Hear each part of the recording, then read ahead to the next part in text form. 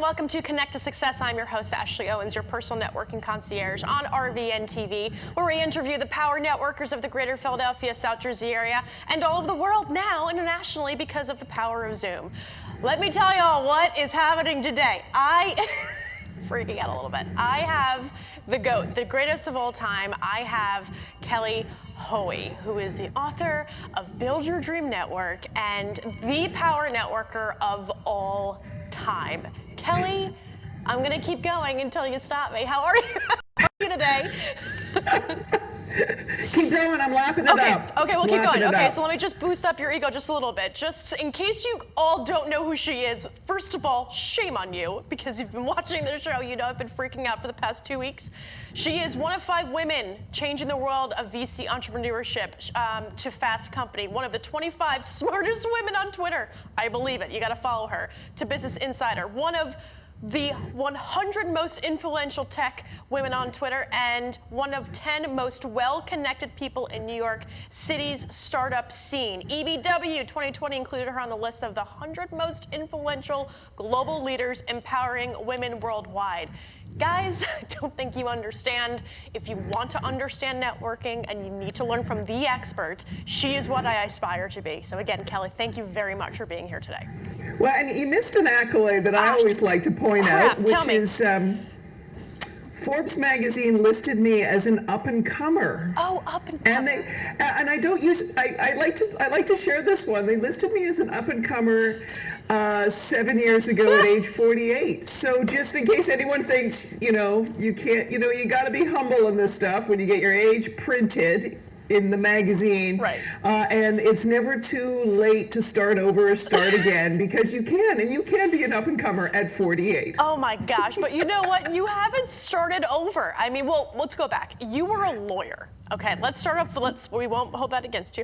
You were a lawyer, and I want to learn how, because I know your backstory, but tell the audience how you went from starting as a lawyer and how that has influenced your network. And then, as a 2-part question that I'll probably have to repeat, what was the defining moment for you to shift and say, I want to really, really maximize networking and teach people how to do that? Yeah. So networking, as sort of thinking that legal background, really influenced it. I graduated from law school back in 1991, and anyone who knows the legal profession, which any professional services firm, you have kind of a tension between the need to literally be chained to your desk billing hours. But to succeed in the profession, you have to build relationships, and these things are polar opposites. They're pulling at each other. If you're not at the desk building work, you're not building relationships. But if you're building relationships, you're not at your desk, building. You're like, what do you do? And as a young attorney, I looked ahead and said, I've got to have these relationships. So how, within the restrictive kind of work environment, how can I build relationships if I can't go out and schmooze and do all that stuff that we associate with networking?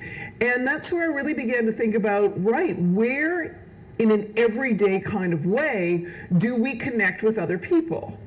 We connect with people when we send email. We connect with people when we leave a voicemail. We connect with people when we send a memo or pass on information. How we show up every single day, I realized, can be far more powerful than overly preparing for one chance meeting. And so this is where I sort of say to people, you've got all sorts of things in your networking toolkit. I had back then, we have even more now, but how do you show up every single day?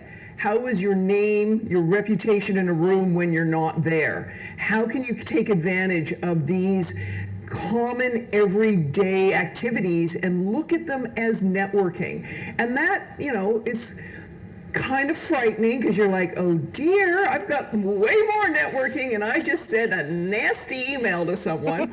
Or you could just sigh a big relief and say, wow, there's more things that I can just do a little bit better to improve my networking. And that's a heck of a lot easier than figuring out how to get the attention of someone you don't already know. Nothing is better than craft passive aggressive corporate email. I think at some point you need to master that and then, and then repeat it back.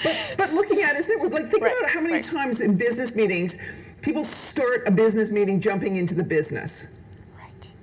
About taking a pause and starting it with the human being in front of you. You may build a stronger relationship with that client or potential client by just acknowledging them as a human, as opposed to someone who has to resolve clause 13 of the, purchase and sale agreement. So what's really interesting about your background is that you were a lawyer, and I will hold that against you. But I want to hear more about how that has influenced your network, and really about how, the corporate life has shifted and the networking piece attached to it, and how networking really should be versus how it was corporate, in a corporate lifestyle.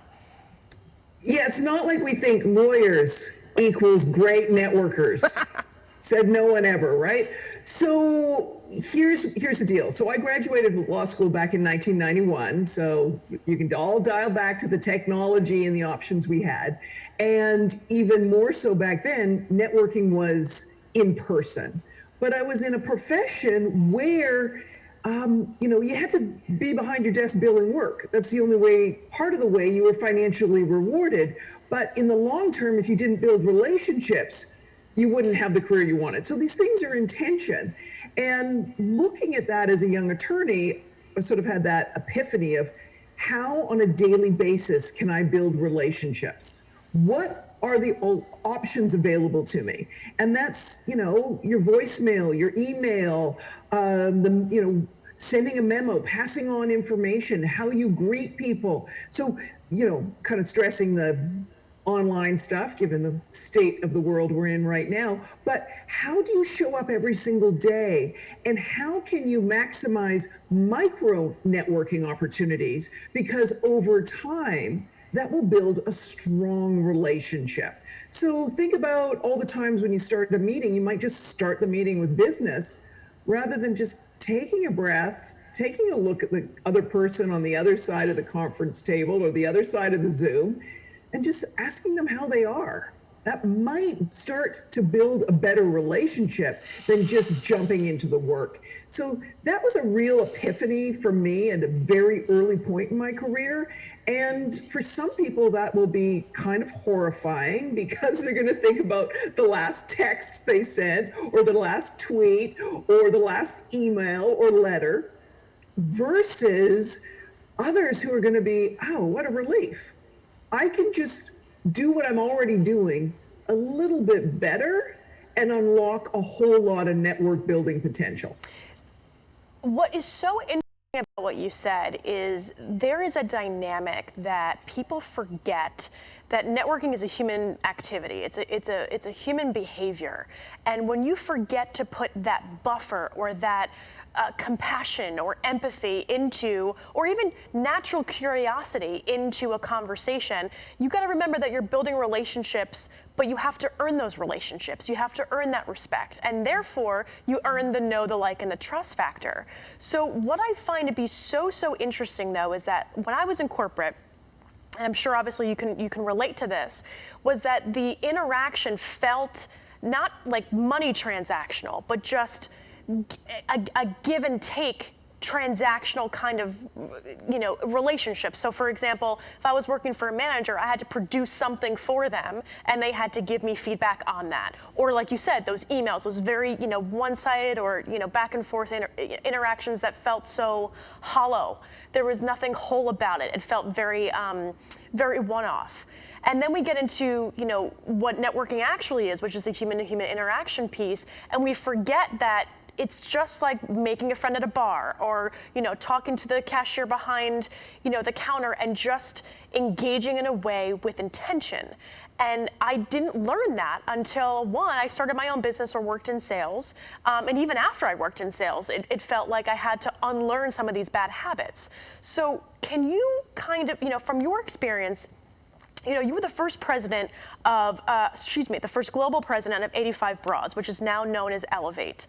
I want to learn also as a woman too, especially in a very male-dominated environment, how you were able to change or even adjust your networking to really maximize your efficiency in nurturing relationships.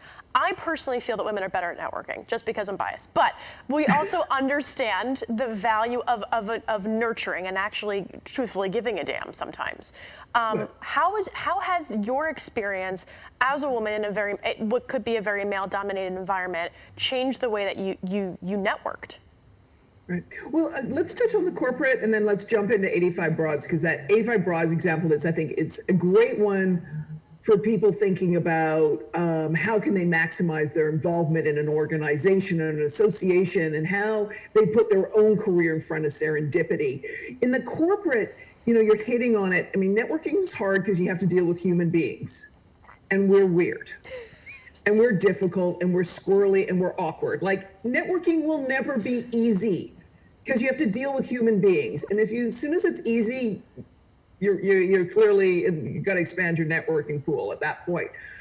In the corporate environment, think about the person that you're trying to meet with, engage with, whatever. I mean, I had one partner that I could have continued, and when I was in management, continued to have sort of an email pissing contest with that would just spiral into nasty. And instead I picked up the phone.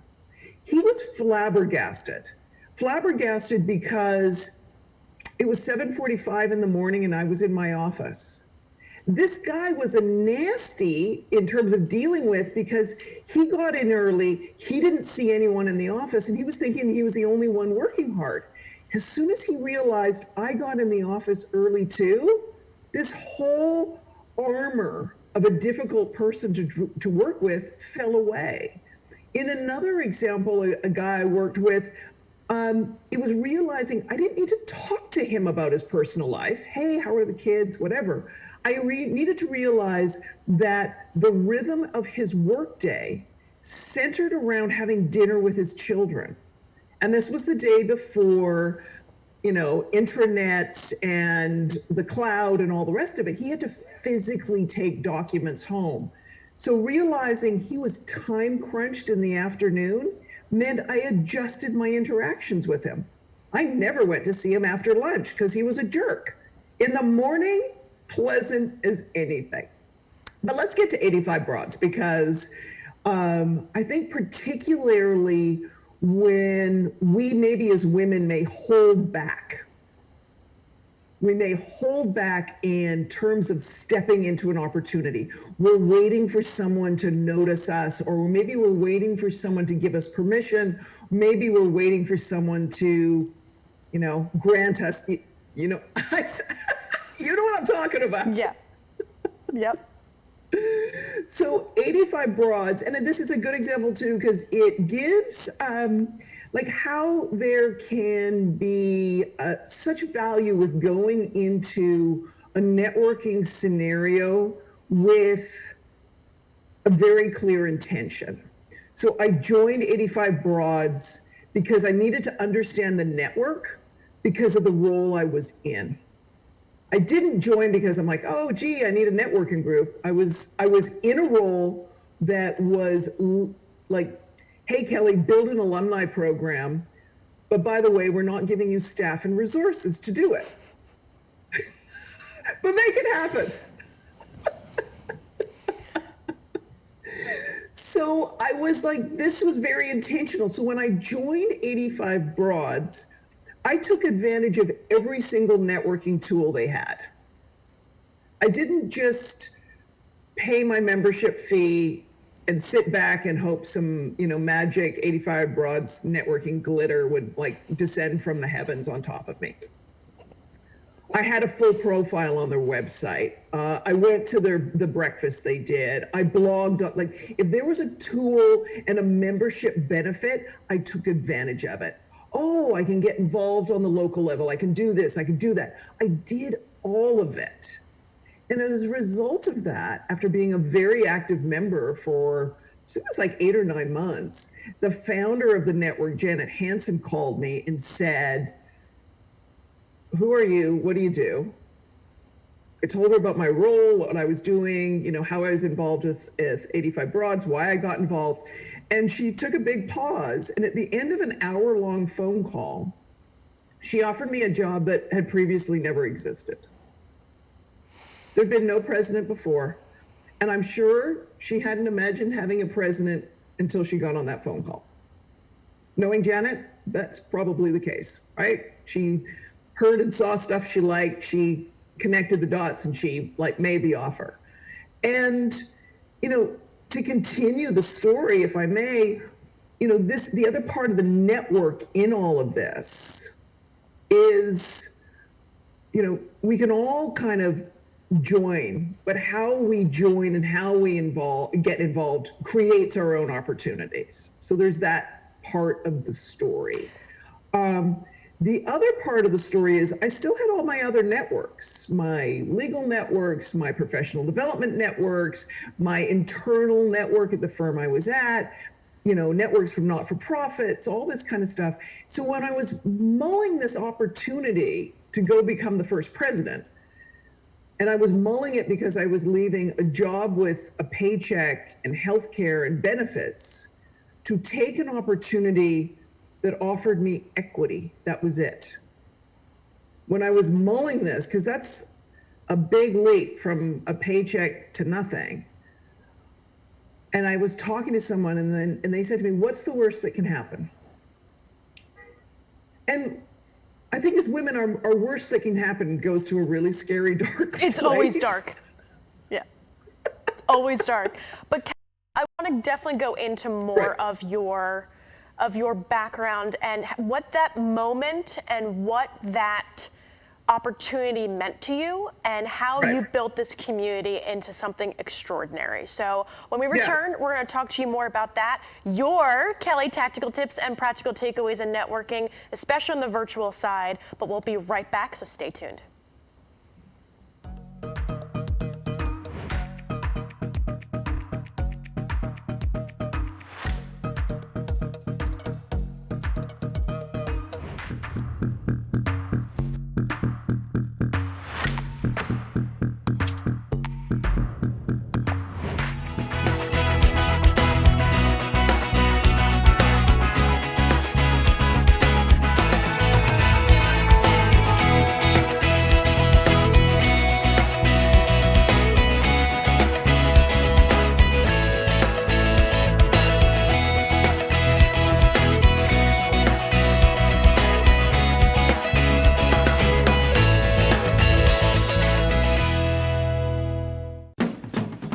This plus this equals this plus this and this.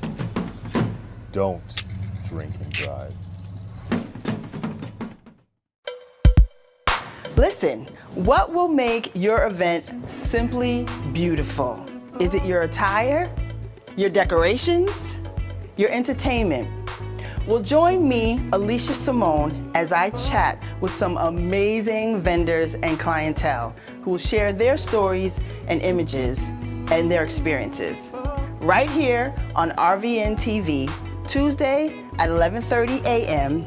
and Wednesday at 4 p.m. It will be simply beautiful. See you then.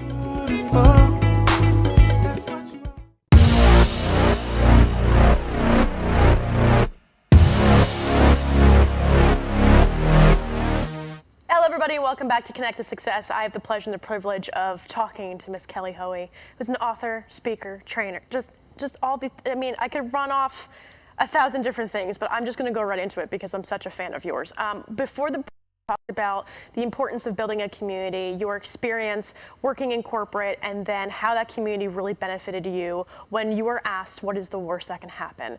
One of the things I love talking about is something I like to call you're building a group of champions to become your army. Who do you want as your soldiers? Who do you want as your number two? Who do you want as your general? But in order for the army to fight for you and advocate for you when you're not in the room, you got to fight for them tenfold. But man, oh man, is it great when you can fall back on them, especially when you need the support. So during the break, Kelly and I were talking about that. So Kelly, can you please expand on the importance of community and what that analogy means to you?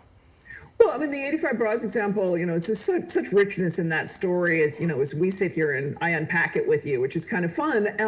But, when I was thinking about taking this flyer and this leap and not knowing if I should pursue this opportunity that was an extraordinary one for unlocking what I saw with my career and what I saw as my potential, it took the blinders off in terms of where I thought my skill set could belong. And I was, hesitating, and someone said to me, what's the worst that can happen? And, maybe it's women and career things. I'm thinking I'm going to be living under the George Washington Bridge, or, I'm going to be homeless, like living in a walk-up selling chiclets somewhere. I don't know, whatever. Anyway. So specific. This person looked at me and goes, you come and get your old job back. And I'm like, oh, right. I've built relationships and networks. I have people who care about me. My plan B in a career is having a network and having other people who will say, oh, that didn't work out. Well, we know what you are capable of. How about this opportunity? And so that's what enabled me to take the risk, is that I know I have networks. That is my safety net. And that enabled me to do this thing that if I hadn't become the president of 85 Broads, Ashley, I don't know if we'd be sitting here today. Swear to God, I do not know if we'd be sitting here today. That's the power of the community and a power of a network, is that it gives you so much more than just a support system. It gives you the leverage, it gives you the resources, the mentorship, the difference in perspectives, the diversity of different ideas, and being able to expand your train of thought on just existing, which half the time, unless you understand the value of a network, sometimes people go years without understanding what it means to be in a community. I was just talking to a gentleman before you came on today. His name is Brent Edwards, and he advocates for people coming out of the country into Canada, and he helps them network. So the culture is different, the experience is different, everything is different. And the biggest challenge for them too is actually building a professional network when at home they have their families, they have larger families, they use their families as a stronghold network. Now coming into a new environment with a new culture, with a new everything, learning how to build those relationships with people that you just know and you like, and you're working on the trust. So for you, in your Build Your Dream Network, what was the most profound and interesting thing you learned about yourself while you were writing the book, and also why was it important to share with other people? Wow, what I learned about myself. I had never imagined writing a book. I know we talked about that. Probably the biggest thing that had never been a massive career that was not a career bucket list item for me. And, this is where I say to people, listen to your networks. What do they see in you? I had a boss who probably back in 2006, he said to me, you need to tell people what you do. You need to share how you look at this thing called networking, because you do it differently than other people. He should have fired me from what I said to him, because there was probably some foul language. And I basically told him he was an idiot. Yeah. Right? You're an idiot. Doesn't everyone do it this way? That was what was in my mind. And it wasn't until years later that I was, what happened was 2 other authors writing books on networking were seeking my insights for their books on networking. And I was like, all time out. If I'm the expert's expert, I need to write the book. And it was so out of that kind of self-awareness, all of a sudden, like the universe smacking you with, thinking Wile E. Coyote, more like an anvil, like landing on my head. Maybe the universe had been subtle about it before, but it was like smack. So I always say to people, listen to your network. What are they asking from you? What are they coming to you for? Are you flipping off your secret sauce because you do it so easily? And it's the thing that could propel you forward. Listen to your network and what is it that they see in you. It's also asking the right questions too. It's asking the right questions of your network to set them up for success to help you. One of the things that I want to go also into is the art of the ask, right? So as you're building your network and you're building this strong army, these people of champions who will advocate for you, what is your advice on the ask and when is it appropriate? And I'm saying this as a woman who always, Polish, Irish Catholic, we just work until we stroke out and don't ask for help. So for somebody who has that same kind of inclination, what advice would you give on the proper way to ask? I would say, what's the other person capable of? Well, first of all, it all goes to the underlying of how do you show up every day for your network? Because if you've been, a complete and utter jerk for 10 years, my guess is I don't care how you craft your ask. You're going to get crickets, right? But the other is think about the other person. And this right now in our digital, self-isolated, everyone working from home era, I think we have to think more and more and more on what's happening with that other person. Are they homeschooling? Are someone keeping them on Zoom meetings, 12 hours a day? Because according to Pew, our workday has expanded. So not only what you ask, but how you ask. Like how many people say, hey, can we just jump on Zoom? I got a question for you. No. Tell people precisely what you need. Let them know why they're the one to ask you, why they're the one to answer that question for you. And then let them decide how to deliver the information. Because not only what you ask, how you ask for them to deliver the information may be presenting a barrier to getting what you need. It's networking intention. And that intention needs to be clear and concise. And I could not agree with you more. And just like your time is very valuable, their time is very valuable. So why not make it easy for the two of you to connect in a way that is of value? By the way that that person is able to share that knowledge and also not be taken advantage of, especially when it comes to time, because that happens more times than we like to admit. So I want to hear more about. You are a workshop facilitator. Again, you're host of Build Your Dream Network podcast. You're event moderator, you're keynote speaker. Now that everything has gone virtual, as somebody in your space who has that not that need, but that passion of keynote speaking and writing a book and being a subject matter expert in their field. Not necessarily what advice would you give, but what would be the pro tips if you could share that with the audience of people that in terms of doing all this in a virtual world? Doing all of this in a virtual world, right? If you are a speaker and you are talking about a topic that is of value, just like networking is, what advice would you give to really kind of cultivate a brand during this virtual time? Well, this is sharing information. This is how can your information be of service to other people? We don't need to sit there and just spew out information for the sake of, content, right? Like, how can you add value? Some of your adding value may be amplifying somebody else's message.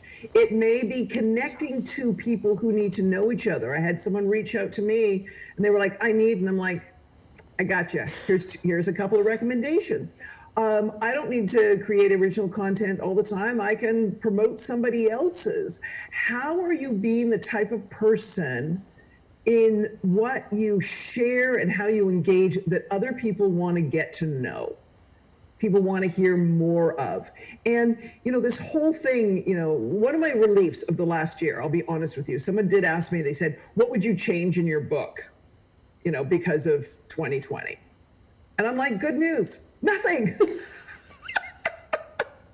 I don't have to write another book yet, right? So what it is like you need to treat online virtual networking no differently than real networking, as so many people thought.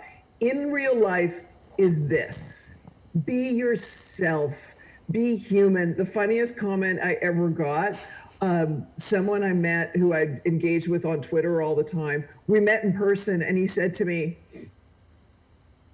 "You're taller than your avatar." All right. Okay. Thank you. So, but otherwise he was like, you're exactly the same. You're just taller than your avatar. But isn't and I'm that like, thank you. that's the best part though? Like the authentic, people can smell BS from a mile away. When you and I were chatting on earlier this week, it's those transactional salespeople. It's those people that are very much a taker. I haven't heard a peep from them because they fell off the side of a mountain from all the BS they were shoving around. So it became so much easier for you to weed out those kinds of people and really, really maximize the kind of community that you've built. Building a diverse network is so important, and I feel like now more than ever, because again, we can talk to people all over the world and all over the country, and you and I are connecting, which is great. But what do you think stops people from, especially, and I'm saying specifically to a virtual world, where do you think the stigma of networking for people now virtually, which is probably the same as it is in person, but what have you found has been the biggest stigma for people virtually networking? I mean, I think people think of it as this other thing, like this lesser, it's not as much value, it's secondary networking. And I'm like, no. You can discover community of interest around hashtags. You can learn more. It gets to your point of these transactional sales types that are lazy networkers because they're not using the digital, little footprint we're all leaving and all the information to make a better pitch and a better outreach to us if they actually had read up on who we are and what we do. And so, that's where I think, like, why aren't people doing this? They're thinking, oh, right, it's social media. This is what we do there, and they get caught up in the vanity metrics rather than saying, there's human beings who are taller than their avatars, and I can have a conversation with them. Well, that's how you and I met. Those of you who don't know how this happened, I freaked out a little bit. I think I shared something that you and I were in on Instagram, and I've been fangirling over you for the past few years, and I just made a little video of you commenting, and I made you laugh somehow. I don't remember what I said. It was really ridiculous, not thinking anything of it, and then and you wrote back, and then I shared it everywhere. I'm like, just so you know, I am famous now. Kelly Hoey is chatting with me. And the people who are not in my industry, they're like, what are you talking about? I'm like, you don't get it. I find what has been such a extraordinary opportunity is, like, to your point, you can now expand your horizons on any kind of community, different chapters across the country, but also expand your perspective on different ideals, which when you network, it's now you're more intelligent. You can talk intelligently to different topics. What is next for you? I mean, in the scheme of things, again, I think the reason why a lot of people, especially entrepreneurs, were able to kind of thrive in this environment, especially of how crazy everything was, is because we were bred on how to troubleshoot, right? We can troubleshoot, we're fixers, we're entrepreneurs, we're always thinking of the worst part of everything. So during the pandemic, we were able to figure it out. But what is next for you? Like, where do you see, I bet you get this question all the time, so I'm not going to ask. Not where you see networking going, but where do you see you going as far as strengthening and growing your own network in the upcoming years? Well, I mean, the pandemic what 2020 took away, it also gave. So 2020 gave me the opportunity to spread the message further. An event I was supposed to do in February, March in London that was canceled, that was going to be like 250 people. Ended up, they asked me if I would do something slightly different online with their community. And all of a sudden, I did some talks that have now been in front of 100,000 students globally. So, there's a frustration sometimes I have, Ashley, and you're probably the same way, like when people don't get networking. And then the other side, I'm like, thank goodness you don't get this, because I can keep beating this drum.